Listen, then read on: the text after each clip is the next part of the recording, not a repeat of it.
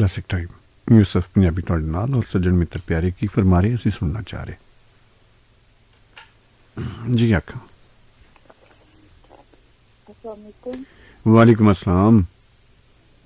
Sir NADRA गल कर रही हूं लाहौर। जी जी नादरा जी बिस्मिल्लाह जी आया नु।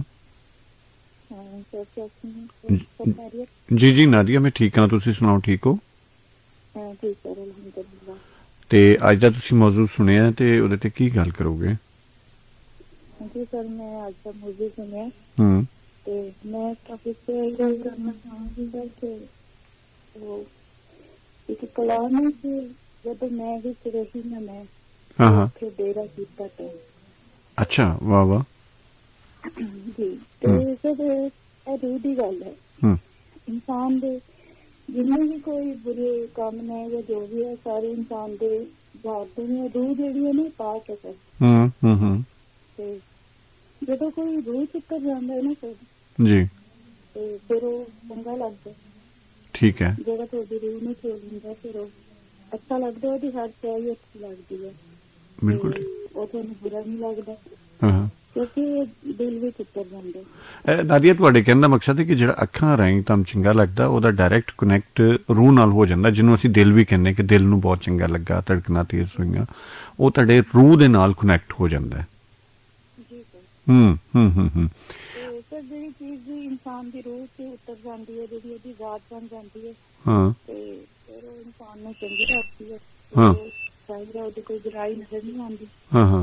ਤੇ ਦੂਸਰੀ ਗੱਲ ਹੈ ਸਰ ਜਿਵੇਂ ਇੱਕ ਸਾਦਾ ਔਰ ਖਾਸ ਸਮਝਾਵਾਂ ਕਿ ਇਹਦੇ ਮੋਬਾਈਲ ਚੱਲ ਗਏ ਨੇ ਤੇ ਫਿਲਟਰ ਲੱਗੇ ਹੋਏ ਨੇ, ਬਿਊਟੀ ਫਿਲਟਰ ਵਗੈਰਾ ਸਹੀ ਹੈ।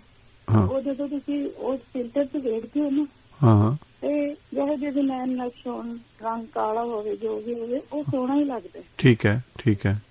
ਇਸੇ ਤਰ੍ਹਾਂ ਸਰ ਜਿਹੜਾ ਸਾਡਾ ਦਿਲ ਹੈ ਇਹ ਬੜਾ ਪਾਕ ਸਾਫ ਸੁਥਰਾ ਦਿਲ ਹੈ ਇਨਸਾਨ ਦੀ ਸਾਰੀ ਜਿਸਮ ਵਿੱਚ ਤੇ ਫਿਰ ਉਹ ਜਿਹੜਾ ਦਿਲ ਦੇ ਵਿੱਚ ਉਤਰ ਜਾਂਦਾ ਹੈ ਉਹ ਫਿਰ ਸੋਹਣਾ ਲੱਗਦਾ ਹੈ, ਖੂਬਸੂਰਤ। ਯਾਨੀ ਉਹ ਫਿਲਟਰ ਦਾ ਕੰਮ ਕਰਦਾ ਹੈ ਕਿ ਉਹਨੂੰ ਸੁਣ ਜੀ ਸਰ। ਤੇ ਫਿਰ ਉਹ ਚੰਗਾ ਲੱਗਦਾ, ਉਹਦੀ ਹਰ ਸ਼ਾਈ ਫਰਕ ਨਹੀਂ ਪੈਂਦਾ ਸਰ। ਦੁਨੀਆ ਤੇ ਬੜੇ ਚੰਗੇ ਲੋਕ ਹੁੰਦੇ ਨੇ, ਬੜੇ ਸੋਹਣੇ ਲੋਕ ਹੁੰਦੇ ਨੇ, ਤੁਸੀਂ ਲੋਕਾਂ ਨਾਲ ਮਿਲਦੇ ਹੋ, ਬੜੀਆਂ ਅੱਛੀਆਂ ਗੱਲਾਂ ਕਰਦੇ ਨੇ, ਲੇਕਿਨ ਸਰ ਉਹ ਨਹੀਂ ਹੁੰਦੇ ਜਿਹਦੀ ਖਾਹਿਸ਼ ਤੁਹਾਡਾ ਦਿਲ ਕਰਦਾ ਉਹ ਨਹੀਂ ਹੁੰਦੇ। ਉਹਨਾਂ ਦੀ ਗੱਲਾਂ ਉਵੇਂ ਨਹੀਂ ਤੁਹਾਨੂੰ ਲੱਗਦੀਆਂ ਜਿਵੇਂ ਤੁਹਾਨੂੰ ਉਹ ਦਿਲ ਦੇ ਵਿੱਚ ਜਿਹੜੀ ਇੱਕ ਇਨਸਾਨ ਉੱਤਰ ਜਾਂਦਾ ਉਹਦੀਆਂ ਗੱਲਾਂ ਲੱਗਦੀਆਂ। ਜੀ ਜੀ ਜੀ। ਉਹ ਫਿਰ ਤੁਹਾਡੇ ਲਈ ਉਹ ਨਹੀਂ ਹੁੰਦਾ। ਅੱਛਾ ਇਹਦੇ 'ਚ ਹੈ ਵੀ ਸੌਰੀ ਮੈਂ ਜਿਵੇਂ ਸਾਰਿਆਂ ਕੋਲੋਂ ਲੋਕ ਕਹਿੰਦੇ ਨੇ ਕਿ ਤੁਸੀਂ ਜਿਹੜੀਆਂ ਸੁਆਣੀਆਂ ਦੀ ਕਾਲ ਆਉਂਦੀ, ਖਵਾਤੀਨ ਦੀ ਆਉਂਦੀ, ਉਹਨਾਂ ਕੋਲੋਂ ਉਹ ਜਿਹੇ ਸਵਾਲ ਕਿਉਂ ਨਹੀਂ ਕਰਦੇ? ਅੱਛਾ ਇਹ ਮੈਨੂੰ ਅੱਛਾ ਲੱਗਾ ਕਿ ਤੁਸੀਂ ਆ ਕੇ ਇਸ ਮੌਜੂ ਦੇ ਉੱਤੇ ਗੱਲ ਕਰ ਰਹੇ ਹੋ, ਲੇਕਿਨ ਇਹ ਵੀ ਹੁੰਦਾ ਕਿ ਕਦੀ ਬੰਦੇ ਦਾ ਜ਼ਾਤੀ ਐਕਸਪੈਰੀਮੈਂਟ ਯਾਨੀ ਜ਼ਾਤੀ ਤੁਹਾਡਾ ਮੁਸ਼ਾਹਿਦਾ ਹੁੰਦਾ ਹੈ ਕਿ ਤੁਹਾਡੀਆਂ ਅੱਖਾਂ ਨੂੰ ਜਾਂ ਤੁਹਾਡੇ ਦਿਲ ਤੋਂ ਉਹ ਚੀਜ਼ਾਂ ਗੁਜ਼ਰ ਚੁੱਕੀਆਂ ਹੁੰਦੀਆਂ ਨੇ ਜਿਹਨੂੰ ਤੁਸੀਂ ਬਹੁਤ ਅੱਛੇ ਤਰੀਕੇ ਨਾਲ ਸਮਝ ਸਕਦੇ ਹੋ ਕਿਉਂਕਿ ਤੁਸੀਂ ਉਹਨੂੰ ਐਕਸਪੈਰੀਮੈਂਟ ਕੀਤਾ ਹੋਇਆ ਹੈ। ਤੇ ਕਿਆ ਕੋਈ ਐਸਾ ਹੈ? ਜੀ ਸਰ ਅਲਹਮਦੁਲਿਲਾ ਇੰਸਾਨ ਦੀ ਜਿਹੜੀ ਜ਼ਿੰਦਗੀ ਹੈ, ਮੇਰਾ ਖਿਆਲ ਹੈ ਹਰ ਇਨਸਾਨ ਦੀ ਜ਼ਿੰਦਗੀ ਦੇ ਵਿੱਚ ਹੀ ਐਸਾ ਹੁੰਦਾ ਹੈ। ਉਹਦੀ ਜ਼ਿੰਦਗੀ ਦੇ ਵਿੱਚ ਕੋਈ ਨਾ ਕੋਈ ਖਾਸ ਹੁੰਦਾ ਹੈ, ਸਾਰਿਆਂ ਨਾਲੋਂ ਹੁੰਦਾ।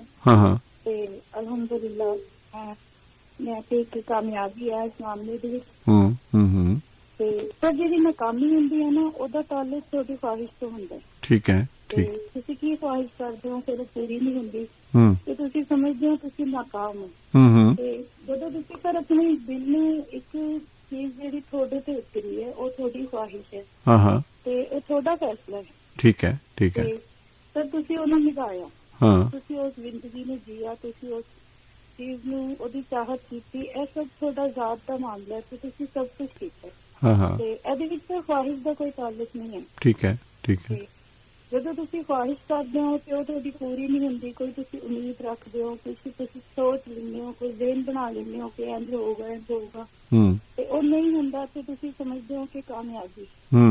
ਜਿਹੜਾ ਮੁਹੱਬਤ ਇੱਕ ਪਾਕ ਜਜ਼ਬਾ ਹੈ, ਅੱਲਾਹ ਤਾਲਾ ਦੀ ਤਰਫੋਂ ਉਤਰਦਾ ਤੇ ਇਹ ਜਦੋਂ ਤੁਹਾਡੇ ਦਿਲ ਤੇ ਅੱਲਾਹ ਤਾਲਾ ਉਤਾਰਦੀ ਹੈ, ਰੱਬ ਦੀ ਜ਼ਾਤ ਉਹ ਸੁਣਦੀ ਹੈ ਸਰ ਦਿਲਾਂ ਨੂੰ। ਮੈਨੂੰ ਪੰਜਾਬੀ ਚ ਤੇ ਨਹੀਂ ਆਉਂਦਾ, ਉਰਦੂ ਦੇ ਵਿੱਚ ਹੈ ਕਿ बहुत मखसूस दिलों को मोहब्बत से इल्हाम होते हैं, मोहब्बत मौजज़ा है, मौजे का काम होते हैं।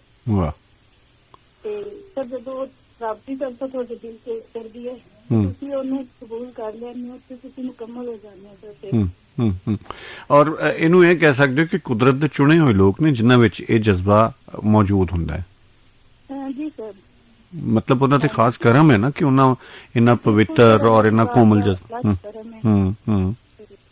ਆਪਣੀ ਸੁਣਨ ਵਾਲੇ ਭੈਣਾਂ ਭਰਾਵਾਂ ਵਾਸਤੇ ਕਿ ਸਰ ਜਿਹੜੀ ਤਕਮੀਲ ਹੈ ਨਾ ਉਹ ਇਹ ਨਹੀਂ ਹੈ, ਇਹ ਮੁਹੱਬਤ ਤੁਹਾਡੀ ਖਵਾਹਿਸ਼ ਹੈ, ਤੁਹਾਡੇ ਦਿਲ ਤੇ ਉਤਰੀ ਹੈ। ਇਹਦੀ ਤਕਮੀਲ ਹੈ ਕਿ ਤੁਸੀਂ ਇਹਨੂੰ ਪਾ ਲਿਆ ਤੇ ਤੁਸੀਂ ਇਹਨੂੰ ਕਬੂਲ ਕਰ ਲਿਆ। ਠੀਕ ਹੈ, ਠੀਕ ਹੈ, ਪੂਰੇ ਹੋ ਗਏ।